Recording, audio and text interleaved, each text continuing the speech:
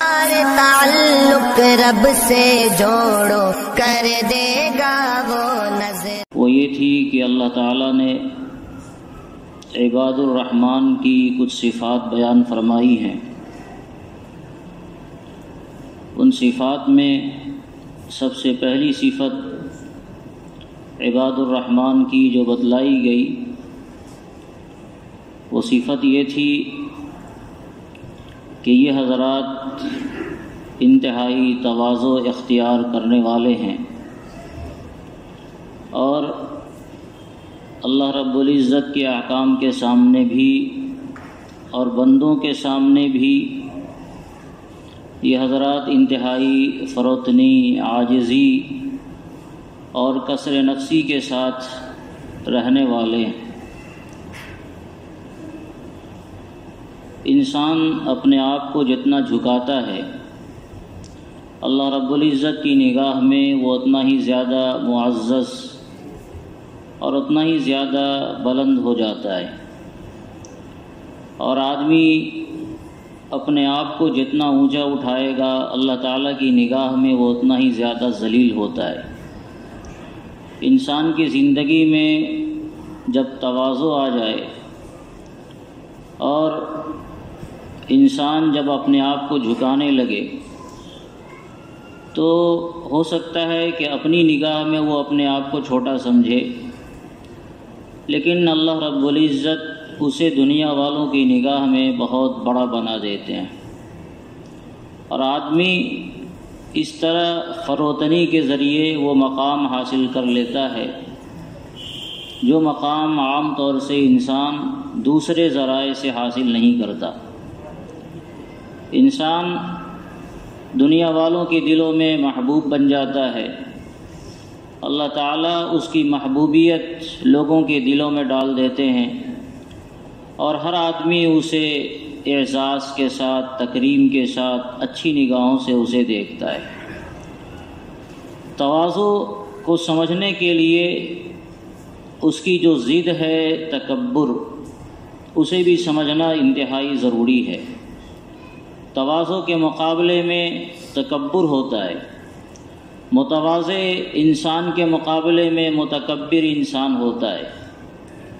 جہاں شریعت نے قرآن کریم کے اندر بھی اور حدیث پاک کے اندر بھی جگہ جگہ تواضع کی تعلیم دی، فروتنی کا ہمیں حکم دیا ہے، اللہ رب العزت نے وہیں قرآن کریم کے اندر بھی اور جناب رسول اللہ صلی اللہ علیہ وسلم نے احادیث مبارکہ میں تکبر سے بچنے کی ہمیں تعلیم دی، تکبر سے بچنے کا ہمیں حکم دیا، اور ایسے لوگ جو متکبر ہوں ان حضرات کے اوپر بڑی وعید اور بڑا سخت حکم سنایا گیا۔ اللہ کے رسول صلی اللہ علیہ وسلم ارشاد فرماتے ہیں، لا يدخل الجنت من كان في قلبه مثقال ذرة من کبر، جس آدمی کے دل میں رائی کے دانے کے برابر بھی تکبر ہوگا وہ آدمی جنت میں نہیں جائے گا۔ یہ اتنا بڑا اور اتنا بھاری عمل ہے کہ اس کی وجہ سے انسان جنت جیسی عظیم نعمت سے محروم ہو جاتا ہے۔ بہت زیادہ تکبر ہونے کی ضرورت نہیں ہے، رائی کے دانے کے برابر، ایک معمولی دانہ، اس کے برابر بھی انسان کے ذہن و دماغ میں، اس کے دل میں اگر تکبر ہو تو ایسا آدمی جنت میں داخل نہیں ہوگا۔ اور تکبر کا مطلب جناب رسول اللہ صلی اللہ علیہ وسلم نے خود بتایا۔ ایک صاحب نے، اسی روایت کے اندر ہے کہ ایک صاحب نے عرض کیا، یا رسول اللہ، ہر آدمی یہ چاہتا ہے کہ اس کا لباس اچھا رہے، اس کے جوتے اچھے رہیں، تو کیا آدمی اپنے چیزوں کو اچھا رکھے، اپنے چہرے کو بنا سنوار کر رکھے، اپنے لباس کو اچھا رکھے، اپنے جوتوں کو اچھا رکھے، اپنے مکان کو اچھا رکھے، رہن سہن کو اور اپنے طرز معاشرت کو بلند رکھے، کیا یہ بھی تکبر میں داخل ہے؟ لوگ تو اس کو پسند کرتے ہیں۔ آقا علیہ الصلاۃ والسلام نے ارشاد فرمایا ان اللہ جمیل یحب الجمال، جمال تو اللہ تعالیٰ کو پسند ہے کیونکہ اللہ تعالیٰ خود جمیل ہے۔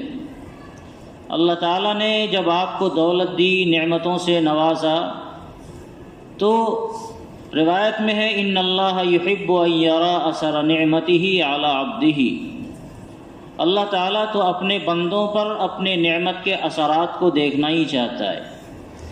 جب اللہ تعالیٰ نے آپ کو دیا ہے تو آپ اچھا کھائیں، اچھا پئیں، اچھا رہن سہن اختیار کریں، یہ تو شریعت میں مطلوب ہے۔ انسان کیا خود اللہ تعالیٰ یہ چاہتے ہیں، اللہ نے دیا ہے تو نعمتوں کا اثر رہے، لیکن تکبر یہ ہے کہ آدمی حق بات کا انکار کر جائے اور دنیا والوں کو اپنی نگاہ میں حقیر سمجھنے لگے۔ دو بنیادیں بتائی ہیں آقا صلی اللہ علیہ وسلم نے کہ آدمی اپنے سامنے کسی طرح کی کوئی رائے ہو، کسی طرح کی کوئی بات ہو، اس کو ذرہ برابر بھی اہمیت نہ دے، اسے کوئی ویلیو نہ دے۔ باتیں چاہے کتنوں دلائل سے کہی جائیں، کتنوں وزنی انداز میں باتیں کی جائیں، اپنی رائے کے مقابلے میں آدمی اس حق بات کا بھی انکار کر جائے جو حق اس کے سامنے پیش کیا گیا۔ اپنی بات چاہے وہ کتنوں غلط ہو، مگر چونکہ وہ اپنی رائے ہے تو آدمی اس پر اصرار کرے، اور دوسرے کی بات، حق بات چاہے وہ کتنوں صحیح ہو، آدمی اس کا انکار کر جائے، یہ ہے تکبر۔ اور اسی طرح انسان لوگوں کو اپنے آپ سے گھٹیا سمجھنے لگے، لوگوں کو اپنے ذات سے حقیر سمجھنے لگے، اپنی ذات کے اعتبار سے کے مقابلے میں دنیا والوں کو کوئی حیثیت نہ دے، یہ تکبر ہے، اور اس کی وجہ سے انسان معاشرے سے کٹ کر رہ جاتا ہے۔ بعض اوقات انسان تکبر کی وجہ سے دوسروں کو ذلیل سمجھنے لگتا ہے تو دنیا والوں کی نگاہ میں وہ خنزیر اور سور سے بھی زیادہ ذلیل ہو جاتا ہے، اور وہ یہ سمجھتا ہے کہ ہم اپنے آپ میں واقعتاً بہت بڑے ہیں، ہمارے مقابل کا کوئی نہیں ہے، ہماری کوئی ہمسری نہیں کر سکتا ہے۔ تو تکبر، انسان تکبر کے ذریعے حق بات کا انکار کرتا ہے۔ یہ بنیادی حقیقت بتائی اللہ کے رسول صلی اللہ علیہ وسلم نے۔ جب انسان حق بات کا انکار کرنے لگے، اپنی رائے کے مقابلے میں دوسری تمام رائےوں کو ناقابل ترجیح سمجھنے لگے اور اس کو صرف اپنی رائے ہی اچھی لگے، تو اس کا مطلب یہ ہے کہ آدمی میں غور کرنا چاہیے کہیں تکبر کے جراثیم تو نہیں ہے، اس لیے کہ ہمیشہ ہماری رائے ہی اچھی ہے اور ہمارے سامنے دوسرے آدمی کی رائے ہمیشہ غلط ہو، یہ اپنی وہ انا بول رہی ہے جو انا انسان کے اندر موجود ہے۔ انسان اپنے مقابلے میں دوسروں کو حقیر سمجھنے لگے، یہ وہ انانیت ہے جس انانیت نے اس کو ایسا سمجھنے پر مجبور کیا۔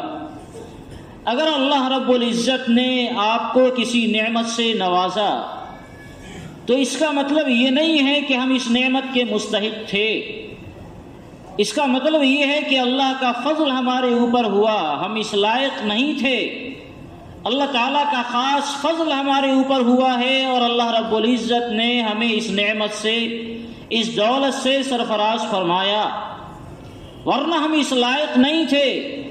اور جب انسان اپنے کو اس لائق نہیں سمجھے، جو کچھ بھی اس کے پاس ہے وہ اللہ کی عطا سمجھے، تو اگر اس کو کوئی نعمت ملے گی تو اس نعمت کی بنیاد پر انسان دوسرے کو حقیر نہیں سمجھے گا۔ مختلف اسباب ہیں جن کو حضرات علماء نے تکبر کے حوالے سے لکھا ہے۔ مثلا انسان کے پاس علم آ جائے، بڑی محنت لگتی ہے علم حاصل کرنے میں، سالوں بتانے پڑتے ہیں، دن اور رات کی قربانی دینی پڑتی ہے، کتابوں کا بڑی گہرائی سے مطالعہ کرنا پڑتا ہے، اس کے مضامین اپنے ذہن و دماغ میں سمونے پڑتے ہیں، اور تب جا کر انسان کو علم آتا ہے۔ اب کسی آدمی کو علم آ گیا تو اب یہ بندہ اپنے کو اتنا جانکار سمجھنے لگے، اتنا بڑا عالم سمجھنے لگے کہ اپنے مقابلے میں وہ کسی کو حیثیت نہ دے۔ یہ تکبر ہے۔ علم کی بنیاد پر انسان میں تکبر آتا ہے۔ علم کی ایک بڑی آفت، بلکہ سب سے بڑی آفت یہ ہے کہ انسان علم کی وجہ سے تکبر میں مبتلا ہوتا ہے۔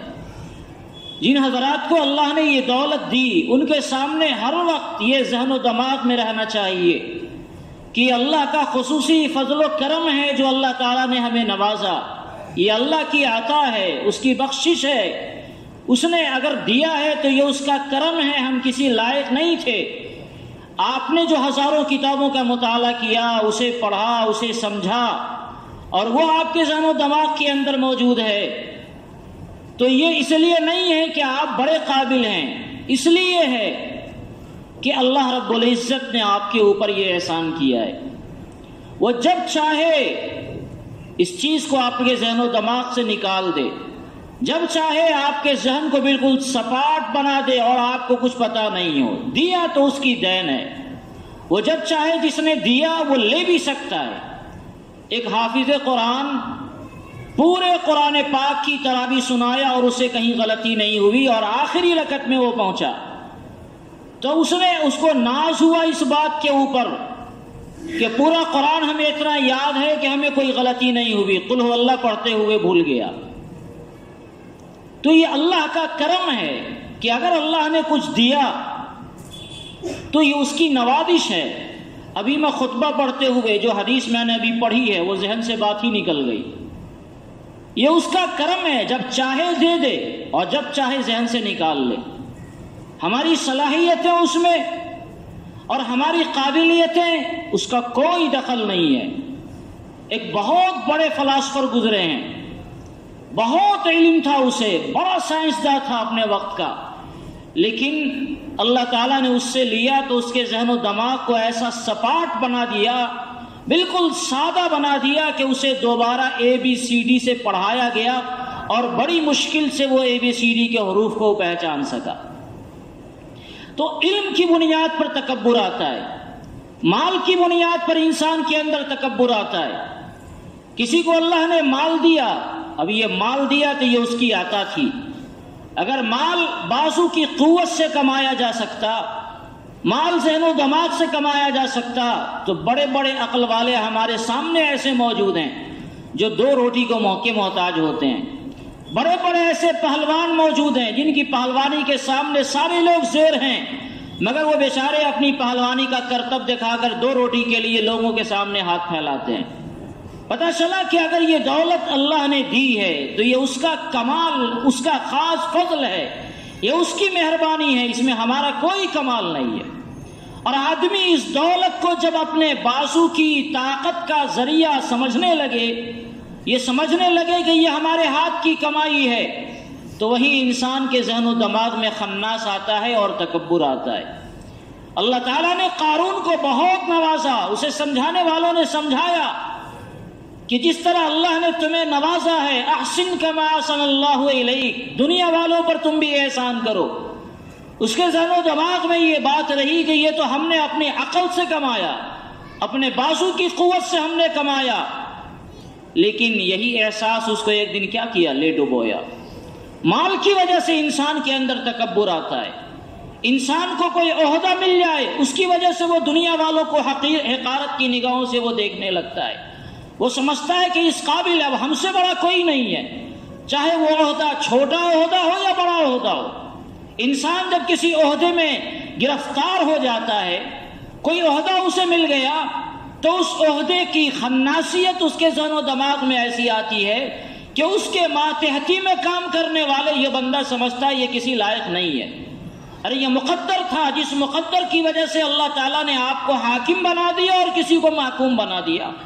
نحن قسمنا بینہم معیشتہم فی الحیاۃ الدنیا ورفعنا بعضهم فوق بعض درجات لیتخذ بعضهم بعضا سخریا۔ ہم نے ایک کو حاکم بنایا اور ایک کو محکوم بنایا، اس لیے نہیں کہ آپ اس پر حکمرانی کریں۔ یہ ایک نظام خدابندی ہے کہ جس کی وجہ سے اللہ تعالیٰ نے ایسا کیا۔ اس کا یہ مطلب نہیں ہے کہ جو ہمارے محکوم ہیں وہ ہم سے چھوٹے ہیں، ہو سکتا ہے اللہ کی نگاہ میں وہی ہم سے بڑے ہوں۔ تو عہدے کی بنیاد پر بھی انسان کے اندر تکبر آتا ہے، طاقت و قوت کی بنیاد پر انسان میں تکبر آتا ہے، نسبی بلندی کی بنیاد پر انسان کے اندر تکبر آتا ہے، مال و دولت کی بنیاد پر انسان میں تکبر آتا ہے، اور بھی بہت سارے اسباب ہیں جن کی وجہ سے انسان تکبر کا شکار ہوتا ہے۔ جناب رسول اللہ صلی اللہ علیہ وسلم فرماتے ہیں کہ چاہے کسی بنیاد پر تمہاری ذات میں تکبر آوے، اگر اس کا رائی کا دانے کے برابر بھی ہے تو جنت میں اس کا داخلہ ممنوع ہے۔ آقا علیہ الصلوۃ والسلام نے ایک بار فرمایا، حدیث قدسی ہے، اللہ تعالیٰ ارشاد فرماتے ہیں کہ تکبر ہماری چادر ہے اور چادر میں ایک ہی آدمی سوتا ہے، کوئی آدمی اس چادر کو اوڑھنا چاہے گا اللہ تعالیٰ اس کی چادر کو چاک فرما دیں گے۔ یہ خاص اللہ رب العزت کو زیب دیتا ہے۔ ہر وقت ہمیں اعلان کرتے ہیں اللہ اکبر، اللہ سب سے بڑا ہے، ساری دنیا کی ساری بڑائی اسی ذات کو زیب دیتی ہے، ساری دنیا کی ساری عظمت صرف اسی کو زیب دیتا ہے، اور کوئی نہیں ہے جس کو تکبر زیب دے۔ اگر کوئی ذات ہے تو اللہ اکبر، اس کے علاوہ کوئی ہے ہی نہیں، اس کے علاوہ کوئی نہیں جس کو تکبر زیب دے۔ تو انسان ہو کر تکبر کرے، اس کا تصور ہی نہیں کیا جا سکتا۔ وہ کس بنیاد پر تکبر کرے گا؟ انسان اپنی حقیقت پر غور کرے کہ وہ کیا تھا اور کیا ہوگا۔ انسان پہلے کیا تھا، اپنی حقیقت پر غور کرے، کیسے وہ دنیا میں آیا اس حقیقت پر غور کرے، اور پھر کیا ہونے والا ہے اس کا انجام اس حقیقت پر غور کرے۔ جب ان تین چیزوں پر اس کی نگاہ ہوگی تو درمیانی حالات کی بلندی یا درمیانی حالات کی پستی سے اس پر کوئی اثر انداز نہیں ہو پائے گا۔ وہ منی کا ایک ناپاک قطرہ تھا جو بدن کے اندر لگ جائے تو بھناٹ محسوس ہوتی تھی، کپڑے میں لگ جائے تو آدمی اس کو دھوئے بغیر چین نہیں آتا تھا۔ جن راہوں سے وہ دنیا کے اندر آیا وہ ناپاک راہیں تھی، پیشاب کے راستے تھے، وہاں سے وہ دنیا کے اندر آیا، اور مرنے کے بعد اس کے بدن میں کیڑے پھلنے والے ہیں، اس کے بدن سڑنے والے ہیں، اس کا بدن مٹی میں ملنے والا ہے، اور اس درمیان کی جو زندگی ہے 60 سال یا 70 سال کی جو بھی زندگی، اس زندگی کے اندر وہ پیٹ کے اندر ناپاکی کو مستقل اٹھائے رہتا ہے۔ ایک لمحہ ایسا نہیں آتا کہ اپنی ناپاکی سے اپنے آپ کو جدا کر دے۔ تو جس کی صورتحال یہ ہے کہ وہ شروع میں بھی ناپاک آیا تو بھی ناپاک راستے سے آیا، جب زندہ ہے دنیا کے اندر تو بھی وہ ناپاکی لیے ہوا ہے، اور جب وہ دنیا سے جائے گا تو بھی ناپاک بن جائے گا، سڑ جائے گا، اس کا وجود ختم ہوگا۔ تو بھلا ایسا آدمی اگر اللہ تعالیٰ اس کو کسی چیز سے نوازتے ہیں تو وہ کس بنیاد پر تکبر کرے؟ جو کچھ بھی اس کے پاس ہے وہ اللہ کا فضل ہے، وہ یہ سمجھے کہ اللہ کا فضل ہے، اللہ نے دیا، یہ اس کا کرم تھا، ہماری اس میں کوئی کوشش اور ہماری اس میں کوئی ہمارا دخل نہیں ہے، ہم اس لائق نہیں تھے۔ میں نے بتایا تھا کہ تواضع کی حقیقت یہ ہے کہ اگر آدمی زمین پر بیٹھے تو وہ سمجھے کہ وہ زمین پر بیٹھنے کے بھی لائق نہیں تھا، یہ اللہ نے دیا جو ہم بیٹھے۔ یہ نہیں کہ آپ کو کرسی پر بیٹھنا تھا اور کرسی سے اتر کر زمین پر بیٹھ گئے اور آپ سوچ رہے ہیں کہ ہم نے بڑا تواضع کیا، یہ تواضع نہیں، تکبر ہے۔ آپ یہ سمجھ رہے ہیں کہ ہم کرسی کے لائق تھے اور ہم زمین پر بیٹھ گئے، یہ تکبر ہے، یہ تواضع نہیں ہے۔ زمین پر بیٹھنے کے بعد آپ کو یہ احساس ہونا چاہیے کہ آپ زمین کے بھی لائق نہیں تھے۔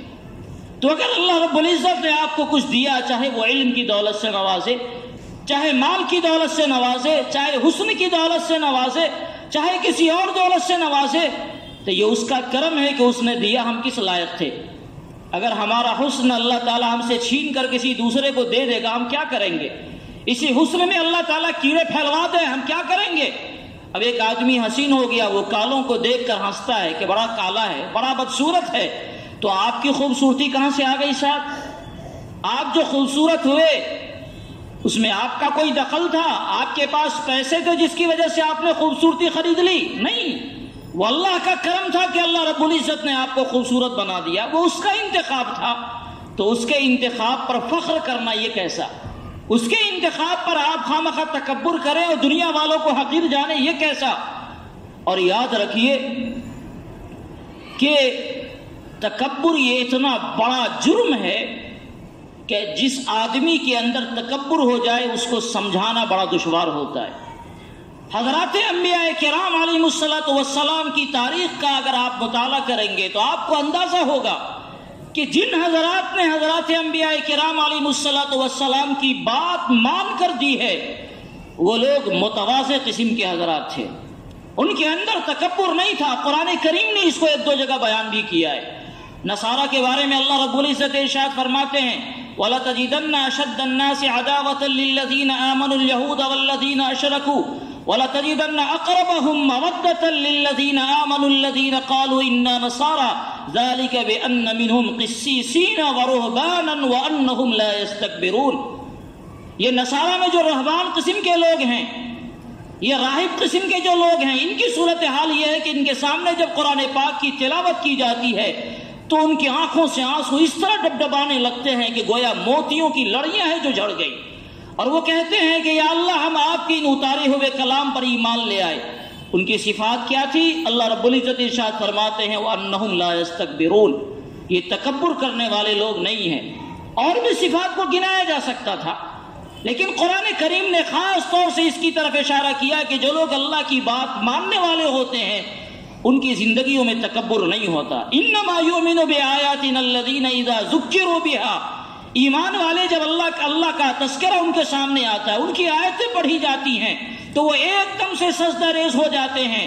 اور آئندہ اللہ نے کہا وَهُمْ لَا يَسْتَكْبِرُونَ، یہ حضرات تکبر والے نہیں ہوتے، یہ تکبر نہیں ہوتا ان کے اندر، اس لیے یہ سجدہ ریز ہو جاتے ہیں۔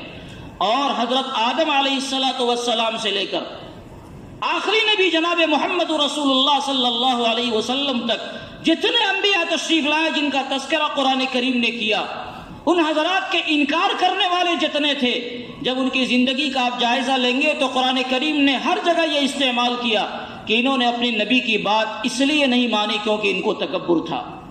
کہیں کہا مستکبرا، کہیں کہا استکبارن، کہیں کہا وہ یستکبرون، کہیں استکبروا۔ عجیب عجیب صیغوں کے ذریعے، مختلف صیغوں کے ذریعے قرآن کریم نے ان حضرات کے تکبر کو بتایا۔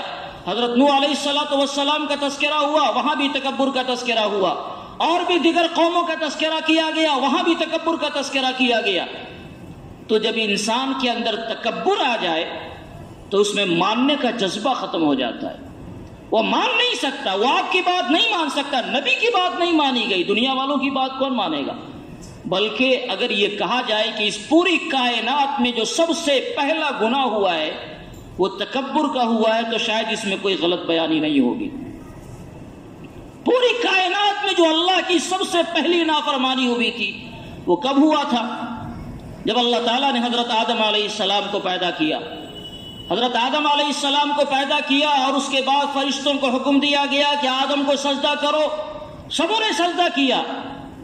ایک ابلیس لعین تھا جو سجدہ کرنے سے باز آ گیا، قرآن کریم نے اس کے بارے میں کہا استکبرا، اس نے تکبر کیا تھا، اپنے آپ کو اس نے بڑا سمجھا، اور خود اس کا قول قرآن نے نقل کیا انا خیر منہ خلقتنی من نار وخلقتہ من طین۔ آدم کو بھلا ہم کیسے سجدہ کر لیں؟ اس کو تو آپ نے مٹی سے بنایا اور ہمیں آپ نے آگ سے بنایا۔ آگ کی صفت ہوتی ہے اونچا جانا، مٹی کی صفت ہوتی ہے نیچا آنا، تو میں تو آدم سے بہتر ہوں، تو بہتر غیر بہتر کو سجدہ کیوں کرے گا؟ افضل مفضول کو سجدہ کیوں کرے گا؟ اس بےہودے کو یہ دیکھنا تھا کہ سجدہ کس کو کیا جا رہا ہے، بھائی یہ دیکھنا تھا کہ سجدہ کا حکم کس نے دیا۔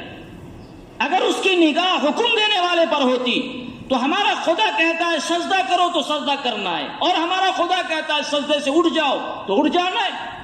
اگر اس کی نگاہ اس بات کے اوپر ہوتی کہ ہمارا رب ہمیں سجدے کا حکم دے رہا ہے، کس کو سجدہ کرنا؟ اللہ نے کہا میرے لیے سجدہ کرو، تو آدمی اللہ کے لیے سجدہ کرے گا۔ اب اللہ نے کہا آدم کے سامنے سجدہ کرو، تو اللہ کا حکم ہمیں ہر حال میں بجا لانا ہے، چاہے وہ اپنا سجدہ کرواویں، چاہے وہ دوسرے کا سجدہ کرواویں، حکم دینے والا چونکہ وہی ہے۔ اگر شیطان کی نگاہ ادھر ہوتی تو وہ کبھی انکار نہیں کرتا، لیکن اس کے ذہن و دماغ میں تکبر بسا ہوا تھا۔ اس نے دیکھا کہ ارے جس کو سجدہ کروایا جا رہا ہے وہ ہم سے کمتر ہے، انا خیر منہ خلقتنی من نار وخلقتہ من طین، میں اس سے بہتر، بھلا میں اس کے سامنے کیسے سجدہ کروں؟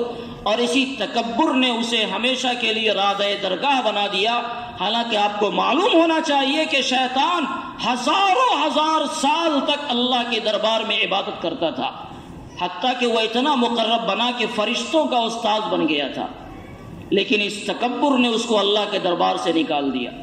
اور اگر آگے بڑھیے ذرا سا دیکھیں، ایک طرف شیطان کا معاملہ ہے، دوسری طرف حضرت آدم علیہ السلام سے ایک بھول ہو گئی۔ قرآن کریم نے اسے بھول کہا، فنسیا ولم نجد لہ عزما، جنت میں وہ پھل کھانے کا واقعہ جو سب کو معلوم ہے، جس کی تفصیل میں جانا نہیں چاہتا۔ حضرت آدم علیہ السلام سے ایک بھول ہوئی، لیکن اس بھول پر نبی کے شان کے مطابق نہیں تھا۔ اللہ رب العزت نے ان کی گرفت فرمائی اور پوچھ لیا کہ آپ نے ایسا کیوں کیا؟ تو اب بتائیے، جب خود قرآن کریم نے یہ کہا کہ ان سے بھول ہو گئی، ان کا کوئی ارادہ نہیں تھا، اختیار نہیں تھا، انہوں نے کوئی ارادہ نہیں کیا، ہم سے ایک کام ہو گیا، بھول ہو گئی، سیدھی سی بات ہے، 100 سوال کا ایک جواب کہ بھول ہو گئی تھی، ہم نے کوئی ارادتاً نہیں کیا۔ تو اب جب انسان سے بھول ہو جائے تو وہ آدمی معذور ہو جاتا ہے۔ لیکن جب اللہ رب العزت کے سامنے سیدنا آدم علیہ السلام سے پوچھا گیا تو حضرت آدم علیہ السلام نے اکڑ نہیں دکھلائی، شیطان کی طرح وہ سر سینہ سپر نہیں ہو گیا کہ یا اللہ میں کیا کر سکتا ہوں، مجھے بھول ہو گئی۔ شیطان نے تو آپ کا قسم آپ کے نام کا حوالہ دے کر مجھ سے بہکایا تھا، تو آپ کے نام کا حوالہ دے کر بہکائے گا تو کوئی بھی بھاگ جائے گا؟ نہیں، انہوں نے یہ فرمایا ربنا ظلمنا انفسنا وان لم تغفر لنا وترحمنا لنکونن من الخاسرین، یا اللہ واقعی چوک ہو گئی ہے، اور اگر آپ نے معاف نہ کیا تو ہم ہلاک ہو جائیں گے۔ اپنی غلطی کا اعتراف کر لیا، یہ ہے تواضع۔ غلطی آپ نہیں بھی کر رہے، ایک بڑا آپ کے سامنے کوئی بات کہہ دے، اپنی غلطی کا آپ اعتراف کر لیں کہ واقعتاً مجھ سے غلطی ہو گئی، تو اس کی وجہ سے وہ مقرب بارگاہ رہے۔ اور آپ کو معلوم ہونا چاہیے حضرت موسیٰ علیہ السلام کا اسی واقعے میں دیکھیے بات کرنے کا انداز کیا ہوتا ہے۔ یہی بات جب اللہ رب العزت کے سامنے انہیں بیان کرنا تھا تو وہاں ذرہ برابر بھی تکبر کا کوئی شائبہ نہیں تھا، تواضع ہی تواضع تھی۔ اس کے لیے سالوں برسوں روتے رہے، بعض اقوال کے مطابق 300 سال تک حضرت آدم علیہ السلام روتے رہ گئے۔ لیکن اسی واقعے کو جب ایک مرتبہ حضرت موسیٰ علیہ السلام سے مکالمہ ہوا، کہاں مکالمہ ہوا مجھے نہیں معلوم، عند ربہما حدیث کے الفاظ ہے، اللہ کے پاس عالم برزخ میں دونوں کی ملاقات ہوئی ہوگی، تو حضرت موسیٰ علیہ السلام نے حضرت آدم علیہ السلام سے پوچھ دیا کہ اے ابو البشر، اللہ تعالیٰ نے تو آپ پر اتنی نوازشیں کی کہ آپ کو اپنے ہاتھ سے آپ کا پتلا بنایا، اس میں روح پھونکی، پھر آپ کے لیے فرشتوں کو سجدہ کروایا، سارے فرشتے آپ کے لیے سجدہ ریز ہو گئے، اور آپ سے ایک چوک ہوئی، اس کی وجہ سے آپ بھی جنت سے نکلے اور ہم لوگوں کو بھی جنت سے نکال دیا۔ یہ تو عجیب سی بات کی آپ نے، اتنا احسان اللہ کا، اتنا فضل اللہ کا، اور پھر آپ جنت سے ہم لوگوں کو نکلوا دیے۔ اگر آپ جنت میں رہتے تو ہم لوگ بھی جنت ہی میں رہتے۔ تو حضرت آدم علیہ السلام نے وہاں پر، چونکہ تذکرہ اللہ کے سامنے نہیں ہے، نبی کے سامنے، نبی بھائی بھائی ہے، نبی کے سامنے تذکرہ ہو رہا ہے، تو وہاں پر یہ نہیں کہا وہ بات کہ ہم سے بھول ہو گئی تھی یا ربنا ظلمنا انفسنا، اللہ نے معاف کر دیا۔ وہاں حضرت آدم علیہ السلام سے یہ پوچھتے ہیں کہ آپ بھی تو اللہ کے رسول ہیں، اللہ تعالیٰ نے آپ کے ساتھ بھی نوازشیں کی ہیں، اللہ تعالیٰ نے آپ سے ہم کلامی کا شرف آپ کو بخشا ہے، آپ نے اللہ سے سرگوشی کر رکھی ہے، اللہ نے آپ کو توریت باضابطہ تختیوں میں دیا تھا، آپ یہ بتائیے کہ توریت اللہ نے کب لکھا؟ حضرت موسیٰ علیہ السلام فرماتے ہیں کہ آپ کی پیدائش سے 40 سال پہلے اللہ تعالیٰ نے توریت لکھی ہے۔ حضرت آدم علیہ السلام کی پیدائش سے 40 سال پہلے توریت لکھی گئی، تو حضرت آدم علیہ السلام فرماتے ہیں کہ اس میں میرے اس واقعے کا تذکرہ ہے یا نہیں ہے؟ عصا آدم ربہ فغوا، اس کا تذکرہ ہے یا نہیں؟ کہ آدم علیہ السلام سے ایک چوک ہوئی، اس کا تذکرہ ہے یا نہیں ہے؟ تو حضرت موسیٰ علیہ السلام فرماتے ہیں اس کا تذکرہ تو ہے۔ تو اب حضرت آدم علیہ السلام فرماتے ہیں کہ جس واقعے کو اللہ تعالیٰ نے میری پیدائش سے 40 سال پہلے لکھ دیا ہے، اگر وہ ہو گیا تو اس میں میرا کیا قصور ہے؟ جو آپ مجھ سے ملامت کر رہے ہیں اور آپ کہہ رہے ہیں کہ ہم کو جنت سے نکلوا دیا۔ تو روایت میں آتا ہے اللہ کے رسول صلی اللہ علیہ وسلم نے ارشاد فرمایا کہ اس بحث میں حضرت آدم علیہ السلام غالب رہے اور حضرت موسیٰ علیہ السلام کو انہوں نے اپنی بات سے لاجواب کر دیا، خاموش کر دیا۔ اب دیکھیے ایک ہی واقعہ ہے، جب یہاں بات ہو رہی ہے تو یہاں یہ نہیں کہا کہ غلطی ہو گئی، بھول ہو گئی، چوک ہو گئی، لیکن جب وہی واقعہ اللہ رب العزت کے سامنے انہیں بیان کرنا تھا تو وہاں یہ نہیں کہا کہ یا اللہ میری پیدائش سے 40 سال پہلے آپ نے تقدیر میں لکھ دیا تھا، تو جو چیز آپ کا مقدر کیا ہوا تھا اگر وہ مجھ سے ہو گیا تو اس میں غلطی کیا بات ہے میری؟ نہیں، وہاں کہتے ہیں ربنا ظلمنا انفسنا۔ یہ ہے بندگی کی شان، یہ بندگی کی شان ہوتی ہے انسان کے سامنے۔ انسان جب غلطی کر لے تو اگر غلطی انسان کے سامنے ہے تو وہاں جا کے جھک جائے، تواضع کر لے، اور اگر اللہ کے سامنے اس کی غلطی ہوئی ہے تو اللہ رب العزت کے سامنے وہ تواضع کر لے۔ جب انسان تواضع کی صفت کو اپنا لیتا ہے تو ایسے ہی اللہ تعالیٰ اسے نوازتے ہیں جیسے حضرت آدم علیہ السلام کو نوازا گیا۔ اور جب انسان تکبر کی شان کے ساتھ چلتا ہے تو آپ دیکھیں شیطان کو کیسا مردود کیا گیا۔ جس طرح شیطان اللہ کی رحمت سے دور ہو گیا ہے، جناب محمد رسول اللہ صلی اللہ علیہ وسلم ارشاد فرماتے ہیں کہ جس آدمی کے ذہن و دماغ میں تکبر کا رائی کے دانے کے برابر بھی اثر ہوگا وہ آدمی جنت میں نہیں جا سکتا ہے۔ اللہ رب العزت ہمیں ان ہدایات کو بغور سننے والا، اس پر عمل کرنے والا بنائے۔ اللہ تعالی ہم سب کو متواضع بنائے، تکبر سے اللہ تعالی ہم سب کی حفاظت فرمائے۔ آمین وآخر دعوانا ان الحمد